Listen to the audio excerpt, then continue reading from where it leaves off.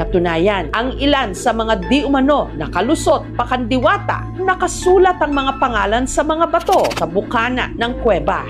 Aron makita sa mga tao nga sila nakasuod rin.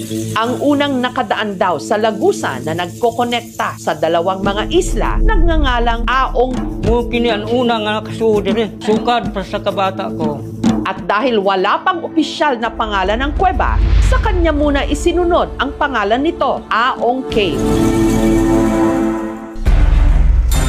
Isa pa sa sinasabing nakalusot na raw sa kuweba, ang bayaw ni Lola Consor na nagngangalang Pablo Pait. Kami nga tidak naabi ng umuang dako. Siya na po siya. Musod.